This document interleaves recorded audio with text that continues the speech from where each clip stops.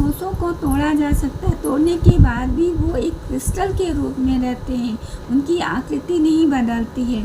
ये इस कारण से ये दृढ़ होते हैं। ठोसों की इस गुण को बच्चों दृढ़ता कहते हैं। ये कठोर होते हैं।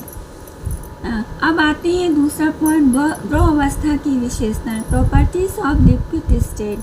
द्रव अवस्था के कौन से गुण होते हैं? पहले आकृति पर, आकृति, आयतन, घनत्व।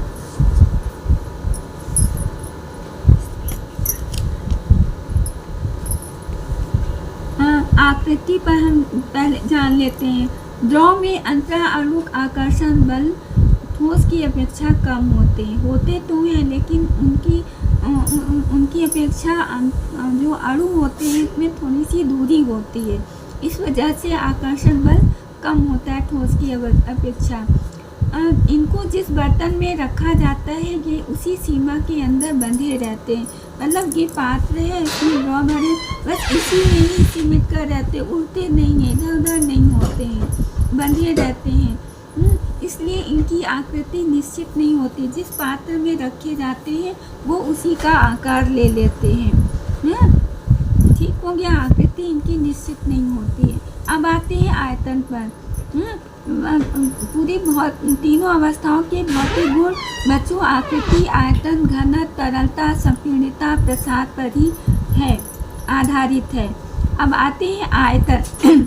इनके बीच लगने वाला आकर्षण बल जो होता है ठोस की अपेक्षा कम होता है, ये तो पता ही है।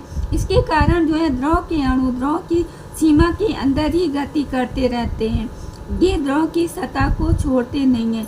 अब इस पात्र में है द्रव है, ये इसी में ही सिमट के रहते हैं, ये उड़ते नहीं है, ये इसी में ही रहते हैं, अपनी सीमा के अंदर ही गति करते रहते हैं और द्रव सतह से ये ऊपर की ओर बाहर की ओर नहीं जाते, यानी द्रव की सतह को छोड़ते नहीं। इस कारण इनका आयतन निश्चित होता है। जितना हमने 1 लीटर लिया है तो दूसरे पात्र में भी लेंगे उतना ही 1 लीटर होगा।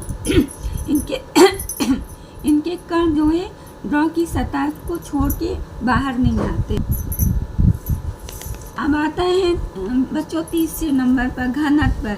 ठोस की अपेक्षा इनका घनत्व कम होता है, क्योंकि इनके अणु भी ठोस की अपेक्षा दूर दूर होते हैं, लेकिन फिर भी पास पास होते हैं। इस वजह से इनका घनत्व ठोस की अपेक्षा कम होता है। अब आते हैं बच्चों तरलता पे। द्रव में बहने के गुण होते हैं, वो तरल होते हैं। द्रव के बीच अंतराणुक आकर्षण बल कम कार्य करता है ठोस की अपेक्षा। इनके अणु देखिए दूर दूर है, ये तो इनको अंतराणुक स्थान बोलते हैं। द्रव में जो होता है ठोस की अपेक्षा अधिक होते हैं। अधिक होने के इसके कारण इनके अणु की गतिशीलता अधिक होते हैं। इनके अणु जो है आपस में गति करते रहते हैं। इसी गतिशीलता के कारण ही द्रव में तरलता का गुण पाया जाता है, इसलिए इन्हें तरल भी कहते हैं। बच्चों द्रव पदार्थ में जो होते हैं इनके अणु जो होते हैं ठोस की अपेक्षा थोड़ा सा दूर होते हैं, इस कारण ये गति करते हैं। इनमें थोड़ी सी गति ऊर्जा भी होती है। इस कारण से इनमें बहने के गुण होते हैं, ये तरल होते हैं। अब ये जानना जरूरी है कि सांद्र द्रवों की तरलता कम होती है, तनु द्रवों की तरलता ज़्यादा होती है। सांद्र किसे कहते हैं बच्चों? जब विलयन थोड़ा सा गाढ़ा हो जाता है तो वो सांद्र होता है, उसमें बहने के गुण कम होते हैं। और तनु जो होता है विलयन पतला होता है, वो विलयन जो एकदम पतला होता है उसे तनु कहते हैं। वो बहते रहते हैं, वो जल्दी बह जाते हैं। ये हो गया बच्चों। अब 5वें पॉइंट पर आते हैं संपीड़ितता, मतलब दाब लगाना, दबाया जाना। द्रवों में अंतराणुक स्थान ठोसों की अपेक्षा अधिक होने के कारण इन्हें दाब लगाया जा सकता है, इन पर दाब लगाया जा सकता है, अतः संपीड़ितता होती है। अब आते हैं 6वें पॉइंट पर, प्रसार। द्रव में अंतराणुक आकर्षण बल ठोस की अपेक्षा कम होता है, अतः ताप बढ़ाने पर ठोस की अपेक्षा इनमें प्रसार अधिक होता है। जैसे हम ऊष्मा देंगे, गर्म करेंगे द्रव को, तो उसमें मतलब प्रसार होने लगता है।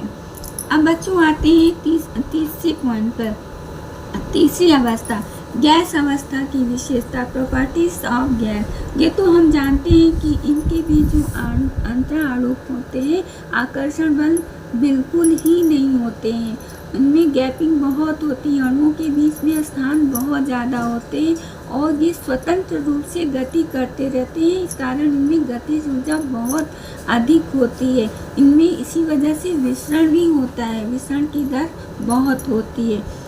इसकी चर्चा बच्चों हम अगली वीडियो में करेंगे।